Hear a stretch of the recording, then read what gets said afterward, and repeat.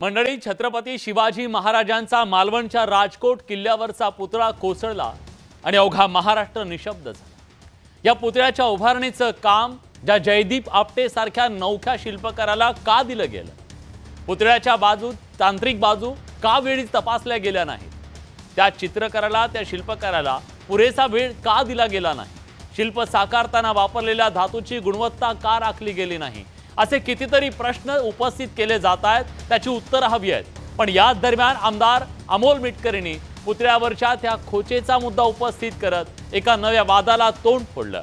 महाराजांच्या पुतळ्यावर घाव दाखवण्याचा शिल्पकार आपटेंचा हेतू काय होता, असा सवाल त्यांनी उपस्थित केला।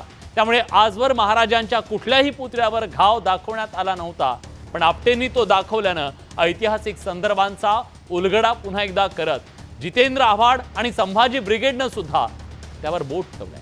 त्यामुळे आपण आज चर्चा करणार आहोत, महाराजांच्या पुतळ्यावर घाव दाखवण्याची खरंच गरज होती का?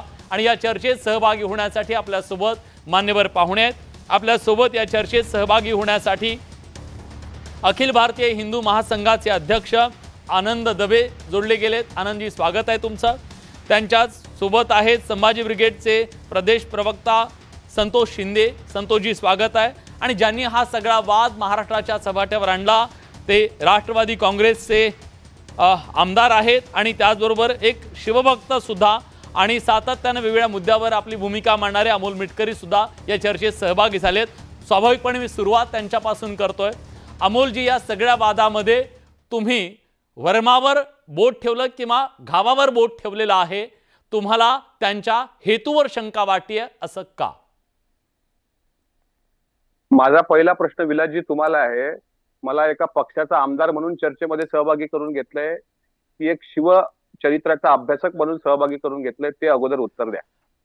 त्याला माझा प्रश्न असा आहे की तुम्ही आज जे ट्विट केलेलं आहे ते शिवभक्त म्हणून केलेलं आहे की प्रवक्ता म्हणून केलेलं आहे की आमदार म्हणून केलेलं आहे? मग मी तुम्हाला तसे प्रश्न विचारेन। नाही, मी शिवप्रेमी म्हणून, शिवभक्त म्हणून मी माझी भूमिका ट्विटरद्वारे मांडली। कदाचित कसं काय होईल की परत त्याच्यामध्ये मग या पक्षाची इतर चर्चेत जे लोक सहभागी आहेत ते काय म्हणतील की ह्या पक्षच मुळात जातीय बादी आहे, असं तसं। मग पक्षावर कुठे येऊ नये। अमोल मिटकरी म्हणून मला माझा मांडण्याचा अधिकार आहे आणि मी आज नाही 20 वर्षापासून महाराष्ट्रात शिवचरित्र मांडतोय। आणि तुमचा एक कन्फ्युजन दूर करतो की तुम्ही वारंवार म्हणताय की अमोल मिटकरींनी नव्या वादाला तोंड फोडले। तोंड मी नाही फोडलं, तोंड या आपटे नावाचा जयदीप आपटे नावाच्या माणसाने फोडलं। आणि आणखी एक संभ्रम दूर करतोय की 26 ऑगस्ट 2024 ला हा पुतळा पडलाय, म्हणजे मालवणचा। आणि जो खोप असलेला पुतळा तुम्ही दाखवताय पडद्यावर, तो 5 मे 2023 ला जयदीप आपटेनी बनवलेली ती कलाकृती आहे। आणि त्याच्यामध्ये त्या इन प्रोग्रेस असं लिहिलं आहे। इन प्रोग्रेस म्हणजे मी हे प्रोग्रेस मध्ये आहे माझं हे शिल्प। आणि त्याच्यामधले जे चार्ट, म्हणजे ह्या सगळ्या प्रकारानंतर जे आम्ही प्रोफाईल चेक केल्या, फेसबुकमध्ये गेलो, त्याच्यामध्ये हे चार्ट आलंय। म्हणजे आनंद सहस्त्रबुद्धे यांनी सुरेख मस्त डिटेलिंग केलं आहे। महाराजांच्या डोक्यावर घावाची खून पण शिल्पात दिसत आहे। त्याला आपटे असं उत्तर देतात, तू पहिलाच आहेस ज्यांनी ओळखलं आहे, बाकीच्यांना ते समजावून सांगावं लागतं। मग असे प्रश्न आल्यानंतर एक शिवप्रेमी म्हणून जे तुमच्या भावना दुखावल्या पत्रकारांच्या, तशाच माझ्या भावना दुखावल्या गेल्या। त्याच्यामुळे आजपर्यंत छत्रपती शिवरायांचे जे शिल्प होते त्यावर अशी कुठं खोप नव्हती। फक्त मी प्रश्न विचारला की एक खोप दाखवण्यामागचा नेमका उद्देश काय? त्याच्यामध्ये कोणी माझा धर्म बदल्याची भाषा केली, कोणी मला काय चॅलेंज करतं तुम्हीच दाखवलं। माझा साधा एक शिवभक्त म्हणून प्रश्न आहे की छत्रपती शिवाजी महाराजांची अनेक रूप आहेत। ते 1674 ला राज्यकारभार करताना दिसतात, सिंहासनावर आरूढ झालेले दिसतात।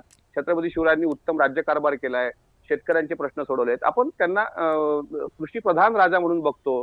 कुळवाडी भूषण महात्मा फुलेंनी म्हटलंय। ह्या प्रतिमा सोडून आता खोप दाखवण्यामागचा उद्देश काय? एवढा प्रश्न केल्यानंतर त्याच्यावर एवढी चर्चा झालेली आहे, आज तुम्ही पण घडून आणली। मी या वादाला तोंड फोडलेलं नाही। माझा एक साधा प्रश्न होता आणि त्या प्रश्नाला मी विचारलंय कोणाला? जयदीप आपटेला विचारलंय। आता जयदीप आपटे फरार आहे, कारण एवढा मोठा घटना एवढी मोठी घडली। आणि हा जो तुम्ही दाखवताय हा 2023चं त्याचं 5 मे 2023चं ते फेसबुकचं स्टेटमेंट आहे, त्यावर खऱ्या अर्थानं माझा प्रश्न होता। त्याच्यामुळे मी नव्या वादाला तोंड फोडलेलं नाही। हा वादच नेमका आपटेने निर्माण केलाय, त्यावर ही चर्चा आहे। बर, या सगळ्या चर्चेमध्ये आपल्या सोबत आनंद दवे सुद्धा आहे। आनंदजी, ज्या प्रकारे त्यांनी आता हा प्रश्न उपस्थित केलेला आहे त्या प्रश्नाकडे तुम्ही कसं पाहता? खरंच या सगळ्याची चर्चा होणं गरजेचं आहे का? हेतूवर शंका जी उपस्थित केलेली आहे, जातीय रंग देण्याचा हा प्रयत्न झालाय का? तुमचं काय म्हणणं आहे?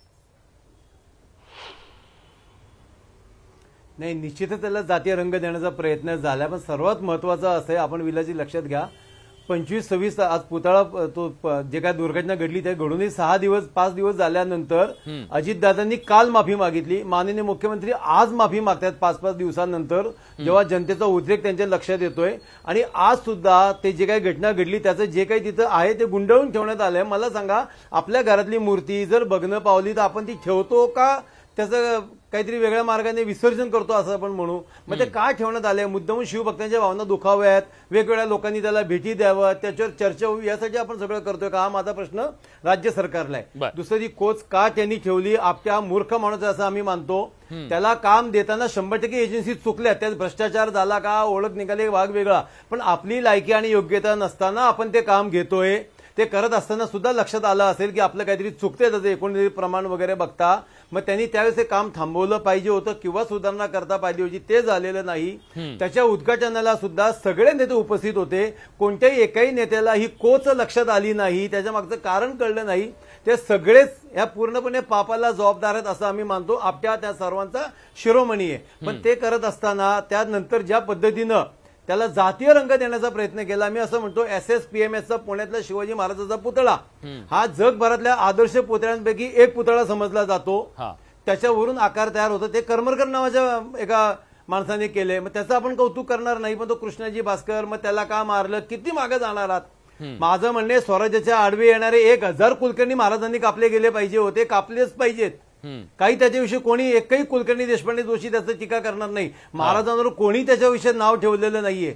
असं असताना एकच नाव घेत असताना 100 ब्राह्मण लोक जेव्हा महाराजांसाठी सुद्धा रक्त सांडले, त्याचं कोणी नाव घेणार आहे का नाही हा प्रश्न आहे. सारखं प्रत्येक गोष्ट जातीचं बघायला नकोय असं आमचं म्हणणं आहे. मिटकरी जर जातीवाचा उल्लेख करत असतील तर आमचा त्यांचा सुद्धा विरोध असेल हे निश्चित. ठीक आहे, संतोषजींना मला प्लीज बोला. एक मिनिट. मी कुठेही माझ्या बोलण्यामध्ये जातीचा उल्लेख केलेला नाही. मी परत एकदा सांगतोय की जो पुतळा कोसळला तो पुतळा काही हरकत नाही. आणि इन प्रोग्रेस 5 मे 2023 ची खोप दाखवलेला हा पुतळा म्हणजे निर्माण केलेलं शिल्प वेगळं. हा माझ्या मी काही कोणा समाजावर बोललेलो नाहीये. फक्त एवढंच ते आपल्याला विचारलं की एक खोप तू का दाखवली, आणि आनंद सहस्त्रबुद्धेंनी जे प्रश्न त्याला त्या फेसबुक पोस्ट मध्ये विचारला त्या उत्तराचं काहीच गरज नव्हती, वस्तुस्थिती आहे.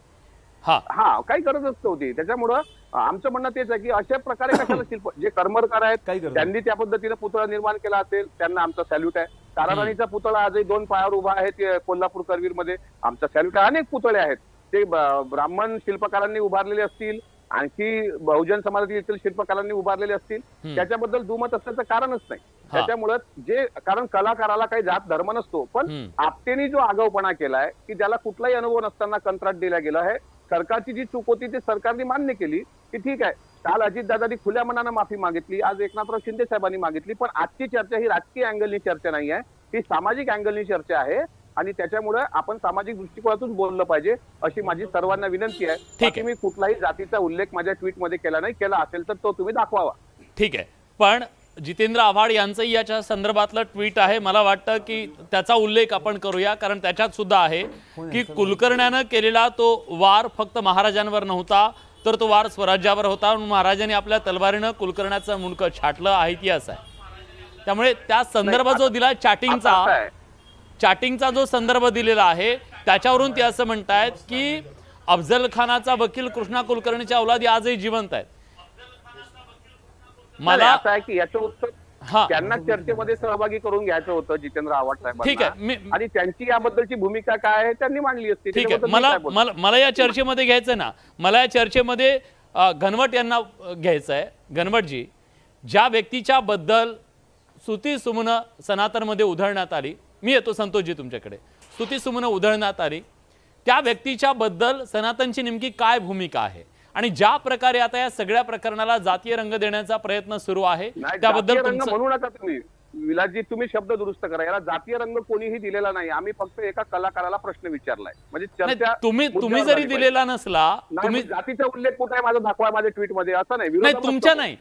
तुमच्या नाही तुमच्या नाही, पण या सगळ्याला जातीय रंग दिलेला नाही. एक शिवप्रेमी म्हणून माझा आत्तेला प्रश्न आहे आणि त्यांनी केलेल्या चाटवर हा प्रश्न आहे. बाकी याला जातीय रंग नाही.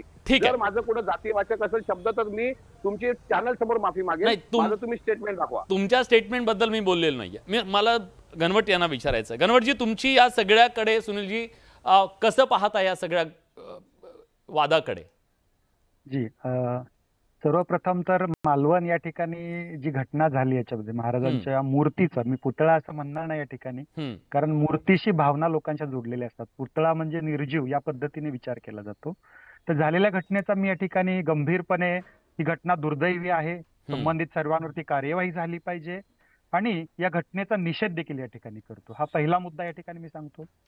आता जातीय रंग याला दिला जातोय या संदर्भात जी चर्चा चालू आहे याच्यामध्ये, अमोल मिटकरी जे आहेत त्या ठिकाणी त्यांची भूमिका सांगतायत. प्रश्न हा फक्त अमोल मिटकरींच्या भूमिकेबद्दल नाहीये. आज मागच्या 5-6 दिवसामध्ये सोशल मीडियामध्ये असेल किंवा ज्या भावना व्हिडिओच्या माध्यमातून व्यक्त केले जात आहेत, काही जातीयवादी संघटना आहेत ज्या समाजामध्ये जातीय विद्वेष नेहमीच पसरवत असतात, त्यांनी या प्रकरणाला कुलकर्णी, मग ते आपटे आहेत आणि कोण आहे, त्या पद्धतीने त्याच्याकडे रंग देण्याचा प्रयत्न केला गेला. पण याच्यामध्ये महत्वाचा मुद्दा असा आहे, आता सनातन प्रभातनं काय छापलं, मी या ठिकाणी विलासजी हिंदू जनजागृती समितीचा महाराष्ट्र संघटक म्हणून भूमिका मांडतोय. सनातन प्रभात हे स्वतंत्र वृत्तपत्र समूह आहे, त्यांनी त्यांची भूमिका का छापली. आता एखादी बातमी न्यूज 18ला का दाखवली या संदर्भात तुमचं स्वातंत्र्य आहे ना. आज सनातन प्रभात मध्ये अनेक मूर्तिकारांच्या मुलाखती छापून येत असतात. त्याच्यामध्ये त्या कालावधीत माननीय पंतप्रधान त्या उद्घाटन सोहळ्याला आले होते, अनेक मंत्री होते, सर्वपक्षीय लोक त्या ठिकाणी होती. असं असताना त्या मूर्तिकाराला तिकडे बोलवलं, त्याचा सन्मान करण्यात आला आणि त्यानंतर अनेक वृत्तपत्रांनी त्या बातम्या छापल्या. सनातन प्रभातनं समजा ती बातमी किंवा त्याचं मुलाखत छापली असेल, हा त्यांच्या स्वातंत्र्याचा भाग आहे. आज वर्तमानपत्राला त्याचा अधिकार आहे याच्यामध्ये. प्रश्न हा आहे याच्यामध्ये, याच्यानंतर जो जातीय रंग दिला जातो याच्यामध्ये, आणि खरोखर दिला जातोय. आता जितेंद्र आव्हाडांनी या ठिकाणी जे ट्विट केलं, त्यांची भूमिका मांडली, सनातन प्रभातचं ते एक दैनिकातलं त्यांचं लेख जोडून त्या ठिकाणी मांडलं. तर या ठिकाणी मला सांगायचं की घटना काय, आज महाराष्ट्रात छत्रपती शिवाजी महाराजांच्या मूर्तीचं अवहेलना झाली, त्या ठिकाणी ती दुभांगली गेली, खाली पडलेली त्या ठिकाणी अशी पूर्णपणे. या घटनेला राजकारण म्हणून का पाहिलं जातंय? किती दुर्दैव आहे महाराष्ट्राचं या ठिकाणी. आज निवडणुका तोंडावर आल्यात म्हणून या पक्षाने केलं, त्या पक्षाने केलं, हा मुद्दाच नाही या ठिकाणी. आज मुद्दा छत्रपती शिवाजी महाराजांच्या अस्मितेचा आहे, हा समस्त शिवप्रेमींच्या भावनेचा आहे. आणि या ठिकाणी पाहत असताना मला आज अनेक गोष्टी उपस्थित करायच्या, ज्या पद्धतीने खरोखरच ज्या राजकीय मंडळींनी, ज्या लोकांनी मागच्या 5-6 दिवसात शिवप्रेमाची जी काही त्यांची मनातली भावना व्यक्त केलेली आहे, आज मला या ठिकाणी सांगायचं, त्याच शिवछत्रपतींच्या अनेक गड किल्ल्यांवरती इस्लामी अतिक्रमण झालेली आहेत. विशाळगडचं प्रकरण तर आजही त्या ठिकाणी, आज विशाळगडचा बुरुज पडलेला होता, विजयदुर्गचा बुरुज पडला, त्यावेळेस फक्त जाऊन भेटीगाठी घेऊन येतात, आज तागायत ते पडलेल्याच अवस्थेत आहेत. मग ज्या छत्रपतींच्या मूर्तीबद्दल हे बोललं जातं, त्या छत्रपतींच्या गड किल्ल्यांबद्दलची भूमिका एवढ्या अस्मितेने आणि एवढ्या लगेच त्या तत्परतेने का नाही घेतली जात? आज अमोल मिटकर या ठिकाणी आहेत, विधानसभा म्हणजे सदस्य आहेत त्या ठिकाणचे, एक जबाबदार व्यक्ती त्या ठिकाणी. अमोल मिटकरींना मला प्रश्न विचारायचा आहे की 1970 पासून त्याच मालवणच्या किल्ल्याच्या जवळ सिंधुदुर्गचा किल्ला आहे आणि त्या सिंधुदुर्ग किल्ल्यावरती शिवछत्रपतींचं राजराजेश्वर मंदिर आहे. या मंदिराला 1970 पासून आजपर्यंत अगदी नाही, तुमचा मुद्दा रास्तच आहे, त्याच्याबद्दल काही म्हणणं नाहीये. मुद्दा आहे की जर मग हे शिल्प साकारलं गेलं तर आजवर कुठल्याही मूर्तीवरती जो घाव नव्हता तो का दाखवला गेला, म्हणून प्रश्न उपस्थित केला गेला. बरोबर, अगदी बरोबर, काही हरकत नाही.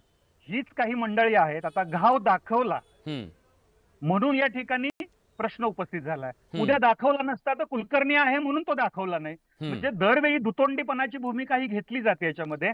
प्रश्न तो घाव का दाखवला आणि घाव का नाही दाखवला हा प्रश्न नाहीये. प्रश्न अतिशय ठीक आहे. मला संतोषजींना ह्याच्याबद्दलच विचारायचं. संतोषजी दोन्ही बाजूने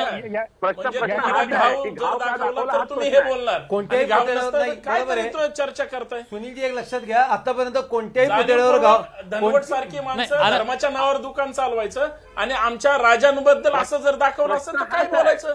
मला पण असं वाटतंय कोणत्याही पुतळ्याला गाव नाही, पण असं कोणी विषय नाही काढलेला की गाव का नाही दाखवला, असं होत नाही. अमोलजी तुमचं सबमिशन. माझं म्हणणं आहे की चर्चाच अशी आहे की बाबा आजपर्यंत जेवढी शिल्प आपण बघितली असतील, चर्चेमध्ये सहभागी असलेल्या प्रत्येकाने त्यावर महाराजांच्या डाव्या डोळ्याच्या वर कुठे खोप नाही आहे ना. मग हा उद्देश काय आहे मूर्तिकाराचा, हाच आमचा प्रश्न आहे. हे कशा करता, हा आगाऊपणा कशा करता? कोणी तर मागितलं नाही. कुठलाही पुतळा दाखवा मला की ज्यावर छत्रपती शिवाजी महाराजांच्या डोळ्यावर खोप असलेली. या खोपच्या मागचा अर्थ काय सांगावा आज, काय सांगा धनवट साहेब आपण. मला तुम्ही प्रश्न विचारला सिंधुदुर्ग किल्ल्याबद्दल, तर या खोप जो आहे त्याचा इतिहास तुम्ही सांगा, काय नेमका इतिहास. सर्वप्रथम या ठिकाणी मी सांगू इच्छितो की दाखवलंय हे चुकीचं आहे. कुलकर्ण्यांनी घाव केला आणि त्याचा निषेध करतंय, त्यांचं कोणी पुतळे उभारत नाही, त्याचं कोणी समर्थन करत नाही, माझ्यासहित सगळा महाराष्ट्र. मला या ठिकाणी प्रश्न हा मांडायचा आहे की कुलकर्णी असू नाही तर कोण, जसं या ठिकाणी आनंदवेने भूमिका मांडली की कुलकर्णींचं कोणी स्वागत नाही करत, अशा अनेक कुलकर्णी, त्यांना शिक्षा झालीच पाहिजे ह्याच्यामध्ये. परंतु या मुद्द्याच्या नावाखाली बाकी जे काय राजकीय चर्चा चालू राहते किंवा त्या दृष्टिकोनातून विचार केला जातो, हे अतिशय चुकीचं आहे. या ठिकाणी मला हे सांगायचं आहे, मी या घटनेचा पण निषेध केलाय. त्या मूर्तीवरती तशा प्रकारची खून जर निर्माण केलेली असेल तर त्याचाही निषेध त्या ठिकाणी आहे. परंतु प्रश्न आहे की सोयीस्कररित्या आपल्याला हव्या तशा बाजू घेऊन भूमिका मांडू नयेत लोकांनी. हेच मला अमोलजी या ठिकाणी सांगायचं. मला या चर्चेत दोन मुद्दे आणायचे. मला प्रेक्षकांना सुद्धा खरं तर या सगळ्या वादाच्या संदर्भात त्याचे ऐतिहासिक संदर्भ जे आहेत ना ते अतिशय महत्त्वाचे आहेत. त्यामुळे आम्ही त्याच्याबद्दल इंद्रजीत सावंत यांना सुद्धा विचारलं, इतिहास अभ्यासक, त्यांचं काय म्हणणं आहे आपण ते ऐकूया. पुन्हा चर्चेवर येतो, कारण आणखी एका शिल्पकार, विख्यात शिल्पकार भगवान रामपुरे यांनी सुद्धा याच्याबद्दलचं मत मांडलेलं आहे, तेही ऐकूया आणि मग आपण पुन्हा चर्चेवर येऊया. 10 नोव्हेंबर 1659 शिवाजी महाराज आणि विजापूरचा सरदार अफजल खानाची भेट प्रतापगडाच्या पायथ्याशी ठरलेली होती. ही भेट सशस्त्र होती. अफजल खान आणि त्याच्याबरोबर त्याचे 10 अंगरक्षक, शिवाजी महाराज आणि त्यांच्याबरोबर 10 अंगरक्षक आणि दोघांचे वकील म्हणजे हेजीब बरोबर होते.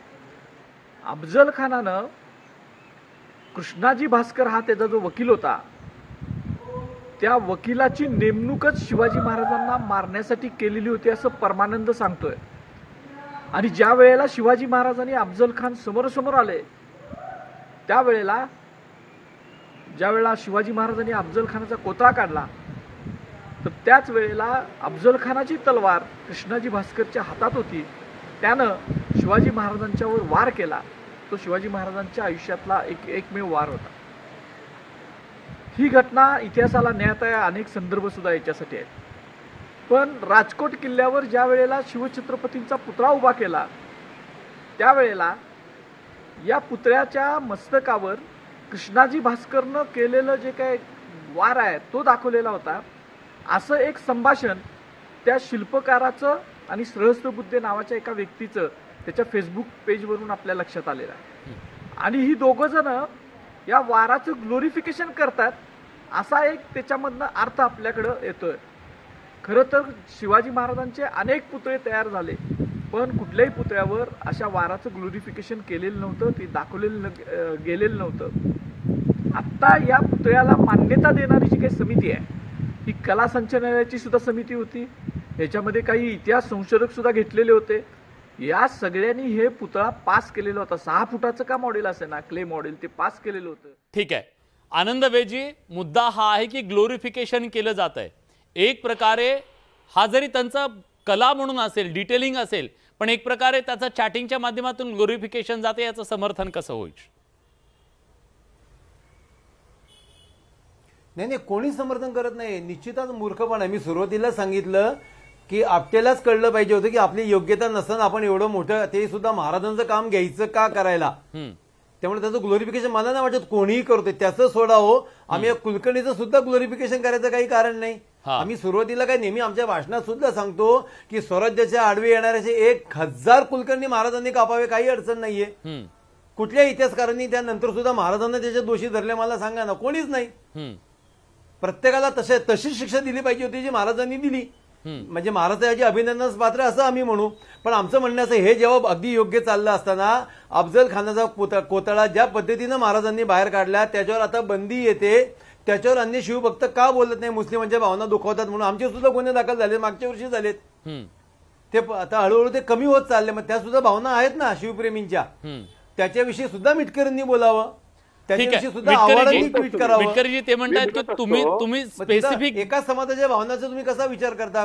आपल्या हा मूर्खच माणूस आहे, तो जर नसता तर हे काही घडलंच नसतं. अत्यंत दुर्दैवी घटना महाराष्ट्रासाठी. पुढची 500 वर्ष महाराष्ट्राच्या लक्षात राहण्याची गोष्ट छत्रपती शिवाजी महाराजांनी ठार केल्याचा पुरावा आताच इतिहास संशोधक इंद्रजित सावंत यांनी जेधे शकावलीचा आधार घेऊन दिलाय. त्याचप्रमाणे अफजल खान मारला ही वस्तुस्थिती आहे. हे अमोल मिटकरी काही नाकारत नाही.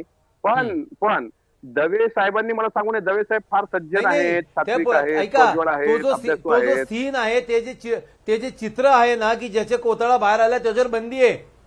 तो बोर्ड लावला तुम्ही तर तुम्हाला गुन्हे दाखल होतात. आमच्यावर झालेत मागच्या वर्षी, आम्ही यावर्षी सुद्धा लावू. पाहिजे मग कसा कोतळा बाहेर काढला होता महाराजांनी. ऐका विलासजी, 10 नोव्हेंबर 1659चा जो प्रतापगडाचा रणसंग्राम आहे, जर तसं शिल्प कुठं उभारायचं असेल, आता दहीहंडी झाली आता जन्माष्टमीच्या एका कार्यक्रमामध्ये अफजल खानाचा कोथळा काढताना शिवाजी महाराज दाखवले. अगदी इतिहास सत्य आहे. पण मग कृष्णा भास्कर कुलकर्णीला पण शिवाजी महाराजांनी मुंडक छाटलं ना. हे पण तुम्ही सगळं दाखवा ना. तुम्ही असं कसं एक भाग कसा दाखवता, म्हणजे स्वराज्याच्या छाटल्याचं पाहिजे होतं. मग तुमच्या भूमिकेचं स्वागत आहे. मग जिथे जिथे शिवचरित्रामध्ये कोणी आगाऊपणा करण्याचा प्रयत्न करेल, एखादा शेख असेल, एखादा कोणी सहस्त्रबुद्धी असेल, आम्ही त्याला विरोधच करणार आहे. आम्ही काय कोणाचा एकतर्फी बाजू घेत नाही. दवे साहेब तुम्ही मला संतोष शिंदेने या चर्चेत आणायचं. संतोष शिंदेजी, एक प्रकारचा जो मतप्रवाह बनवण्याचा प्रयत्न सुरू आहे, आरोप होतोय तसा, त्यांनी सुरुवातीला सांगितलं गणवटजींनी की एक व्यक्ती चुकला म्हणून सगळ्या समाजाला दोष देणं हे कितपत योग्य आहे, आरोपीच्या पिंजऱ्यात उभं करणं हे कितपत योग्य आहे.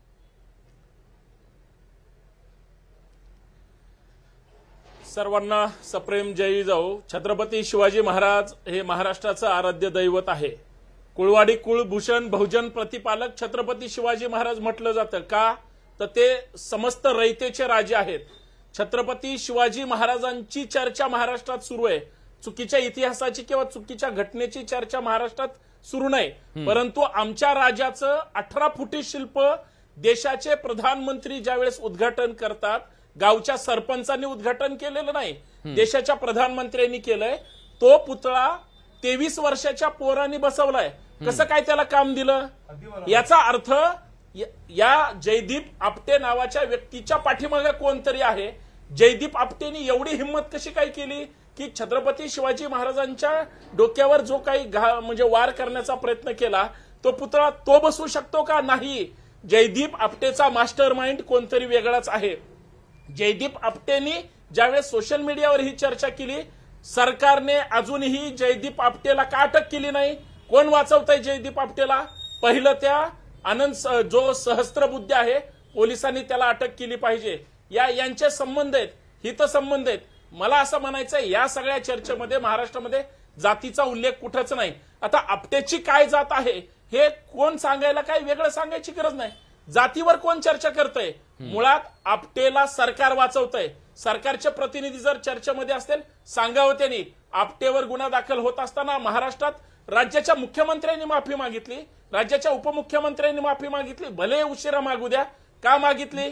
मग आपटे कुठे ह्या सरकारला का माहित नाही? याचा अर्थ काहीतरी शिस्त आहे. सगळ्यात महत्वाचं, शिवाजी महाराजांचा एवढा मोठा पुतळा आजपर्यंत शाहू महाराजांनी जो पुण्यात इथं भांबुर्डेमध्ये बसवला, तो जगातला पहिला पुतळा आहे. हे जसं आपण चर्चा करतो तसं हिम्मत कशी झाली असा पुतळा बनवण्याची, याचा अर्थ जो एक मुद्दा याच्यात उपस्थित होतो. मला वाटतं तुम्ही डोक्यामध्ये परफेक्ट, याच्यामध्ये परफेक्ट आहे. मला एकच मिनिट विलासजी, याच्यामध्ये त्यांनी जो पुतळा बसवलाय, याला कला संचालनाने जी काही परवानगी दिली, प्रत्येक चेहऱ्यावरच्या भावमुद्रेचं सरकारचे प्रतिनिधी तपासतात. 8-8 महिने वर्षभर घेतात पुतळा तपासायला, पाहायला. मग या सगळ्या प्रकरणामध्ये जे अधिकारी याच्यामध्ये समितीमध्ये होते त्यांची पण चौकशी झाली पाहिजे आणि त्यांच्यावर गुन्हे दाखल झाले पाहिजेत. छत्रपती शिवाजी महाराज राष्ट्रपुरुष आहेत. राष्ट्रपुरुषांचा अवमान आहे, याला कुणालाही सुट्टी दिली नाही पाहिजे अशी संभाजी ब्रिगेडची भावना आहे. आणि सगळ्यात महत्वाचं, पुतळा पाडला हे निकृष्ट काम आहे. याच्यामध्ये पीडब्ल्यूडीचे मंत्री सुद्धा दोष आहेत, त्यांच्यावर सुद्धा गुन्हा दाखल झाला पाहिजे अशी संभाजी ब्रिगेडची मागणी आहे. आम्ही सुद्धा या भूमिकेवर ठाम आहोत. सरकार फक्त भावना भडकवण्याचं काम करते, अजून पद्धतशीरपणे कारवाई होताना दिसत नाहीये. कोणावरही नीट गुन्हे दाखल झालेले नाहीयेत. उद्या हे सुटतील सुद्धा, आपटेचं काय होईल याची आम्हाला भीती सुद्धा वाटायला लागली. मला खरं बाहेर येऊ नको, आपटेचं वेगळं काही घडते का काय. ठीक आहे, आपटेचे संबंध मोठे मोठे नेत्यांसोबत आहेत. ठीक आहे, हे पण मला या चर्चेमध्ये भगवान रामपुरे यांचा तो बाईट ऐकवायचा आहे. भगवान रामपुरे याबद्दल एक कलाकार म्हणून ते काय म्हणाल, शिल्पकार आहेत, विख्यात शिल्पकार आहेत भगवान रामपुरे. त्यांना जेव्हा याबद्दलचा प्रश्न विचारला ते काय म्हणाले होते ते ऐकूया, पुन्हा तो मुद्दा चर्चेत आणूया. नाही, या पद्धतीचं शिल्प रेखाटलं नाही आहे, पण जर विषय युद्धाचा प्रसंग असेल, युद्धामध्ये काय महाराजांना कधी जखम झालेलं नाही आहे का, ट्रोल करण्याचं काही कारण नाही ना. तो विषय जर दिला असेल, युद्धाचा प्रसंग असेल, शिवाजी महाराज युद्ध करत असताना आणि युद्धामध्ये अनेक जखमा होतात, तर त्यांनी जर जखम दाखवली असेल तर त्यात ट्रोल करायचं काय कारण आहे. योद्ध्याचं प्रतीक आहे जखम असणं, आणि जर त्यांना तसा विषय दिला असेल तर त्यात चुकीचं काय असा सवाल उपस्थित केला. ठीक आहे, संतोषजी तुम्ही आणि नंतर अमोलजी. या वेळ कमी आहे, अगदी थोडक्यात. मुळात छत्रपती शिवाजी महाराजांचं जे शिल्प दाखवण्यात आलेलं आहे ते युद्धाच्या प्रसंगाचं नाही, तर शिवाजी महाराजांचं जे शौर्य आहे वेगळ्या पद्धतीने दाखवण्याचा प्रयत्न केला. पण याच्यामध्ये संपूर्ण पुतळ्यावर चेहरा असेल, त्यांचा पेहराव असेल किंवा हाताच्या मुठ्या असतील, अक्षरशः याच्यावर कुठलंही काम झालेलं नाही, ओबडधोबड स्वरूपाचं आहे. आणि अशा पुतळ्याला सरकार परवानगी देतं, नेहमी उभारतं आणि प्रधानमंत्री उद्घाटन करतात. याच्यामध्ये संशय निर्माण होणाऱ्या घटना आहेत. कारण हे जे आता जे काही मूर्तिकार सांगतात याच्यामध्ये आणि पुतळ्यामध्ये प्रचंड विसंगती आहे. ठीक आहे, अमोलजी एक मुद्दा आहे ना, हा पुतळा उभा राहून 8 महिने झाले, 8 महिन्यामध्ये तुम्ही कधी आक्षेप घेतला नाही, आत्ताच का? मला परत सांगतोय, आता पहिलं त्या प्रश्नाचं उत्तर देऊ द्या. ज्या कोणी मूर्तिकारांची तुम्ही प्रतिक्रिया दाखवली, मला त्यांची बुद्धीची आता कीव येते आहे की अशा प्रकारे ते काही युद्धशिल्प नाही आहे, ते फक्त छत्रपती शिवरायांची प्रतिकृती आहे. त्यावर खूप दाखवण्याचा आगाऊपणा का केला, त्याला जर कोणी पाठराखण करत असेल तर तो सुद्धा तेवढाच दोषी आहे. नंबर 1. राहिला प्रश्न, हे फेसबुक पोस्ट वरून लक्षात येते, ज्यावेळेस झूम करून आपण बघतो की ज्या वेळेस जयदीप आपल्याला हे कंत्राट दिलं गेलं, अजितदादांनी आजच्या भाषणामध्ये सांगितलं की कोणी असो, तो पीडब्ल्यूडीचा मंत्री असेल किंवा आणखी कोणी नौदलाचे अधिकारी असतील किंवा आणखी कोणी कंत्राटदार असेल किंवा कोणाचा मित्र असेल, कोणाशी संबंध असतील, त्याच्यावर कठोर शासन झालं पाहिजे. त्या आपटेला धरून आणा, कुठं आहे तो, त्याला धरून आणा, शिवप्रेमींच्या समोर एकदा सादर करा. म्हणजे अशा प्रकारे ज्या वेळेस त्या जयदीप आपटेंनी फेसबुक पोस्ट केली त्यावर हे दिसतंय. हे असा आगाऊपणा करण्याची गरज काय? त्याच्यामुळे एक गोष्ट लक्षात घ्या, आपटेचा हा उद्दामपणा याचं कोणी समर्थन करू नये, आणि जर आपटेचं कोणी समर्थन करत असेल तर तो महाराष्ट्रद्रोही आहे. आणि आमची भूमिका आहे. माझा प्रश्न अगदी थोडक्यात, तुम्हाला वेळ का लागला, 8 महिने का लागले हा आक्षेप घ्यायला? कारण 8 महिन्यापूर्वीच खोप असलेला पुतळा उभा केला होता. हा शिल्प जे आहे, या शिल्पावर खोप नाही, मी परत तुमच्या लक्षात आणून देतोय.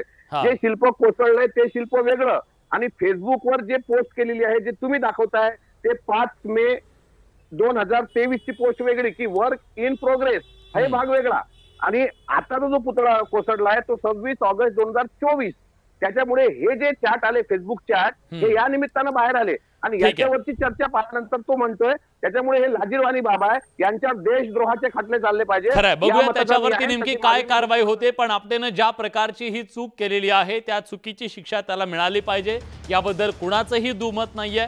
कारण आज कोट्यवधी मराठी माणसांच्या, शिवप्रेमींच्या भावना दुखावल्या गेलेल्या आहेत आणि त्याची शिक्षा त्याला मिळायला हवी. जे जे दोषी असतील त्या प्रत्येकावर शिक्षा व्हायला हवी, चौकशी होऊन, यात कुठलंही दुमत नाहीये. या चर्चेमध्ये आपण आलात, पण या चर्चेमध्ये आपली भूमिका तुम्ही सगळ्यांनी मांडली, त्याबद्दल तुमच्या सगळ्यांचे मनापासून आभार. बडे मुद्दे या चर्चेमध्ये आपण इथेच थांबतोय. एक छोटासा ब्रेक नंतर जनतेचा कौल. कुठे जाऊ नका, पहा फक्त न्यूज 18 लोक.